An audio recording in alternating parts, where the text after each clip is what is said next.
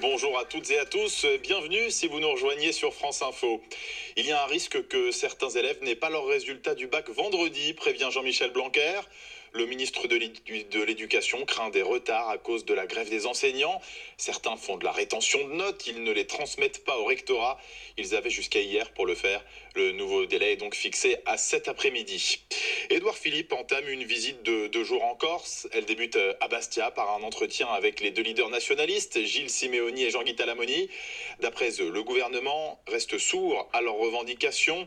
Il demande une autonomie accrue pour l'île qu'il dirige, la co-officialité de la langue, la création d'un statut de résident ou le rapprochement de certains prisonniers. Mais le Premier ministre vient surtout pour tenter de faire avancer les dossiers de l'énergie, de la gestion des déchets ou de l'Internet haut débit. Ce texte doit faire drastiquement baisser le niveau de haine en ligne et mettre fin à l'impunité des auteurs, promet sur France Info le secrétaire d'État chargé du numérique, Cédric O. Les députés entament aujourd'hui l'examen du projet de loi pour lutter contre la cyber-haine. Il prévoit notamment un délai de 24 heures maximum pour que les réseaux sociaux suppriment les contenus haineux.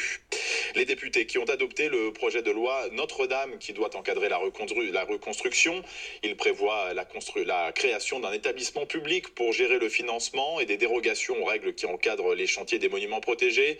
L'objectif du gouvernement pour rebâtir l'édifice reste l'année 2024 pour les Jeux Olympiques à Paris. Le projet très contesté de la bioraffinerie de la Med dans les Bouches-du-Rhône est concrétisé. La production commence ce matin sur les bords de l'étang de Berre.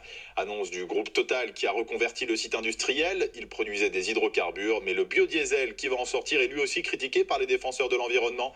Il sera notamment fabriqué à base d'huile de palme.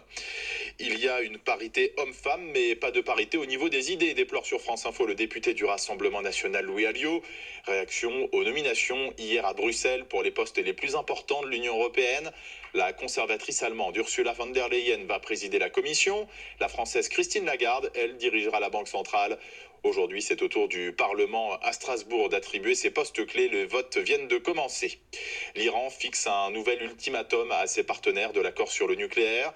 S'ils ne tiennent pas leurs promesses d'ici dimanche, alors le président Hassan Rouhani promet d'enfreindre un peu plus les restrictions prévues par le texte. Son pays enrichira de l'uranium au même niveau qu'avant la signature de l'accord en 2015. L'Iran, asphyxié économiquement, demande aux signataires d'alléger l'effet des sanctions américaines. Qui pourra affronter les Américaines en finale de la Coupe du Monde féminine de football? Ce sera la Suède ou les Pays-Bas. La deuxième demi-finale se joue ce soir à Lyon. Hier, les Américaines ont difficilement disposé des Anglaises 2-1. Et puis en tennis, Jérémy Chardy et Benoît Paire entrent en lice dans une demi-heure à Wimbledon. Ce sont les premiers Français à fouler le gazon londonien aujourd'hui. Bonne journée sur France Info.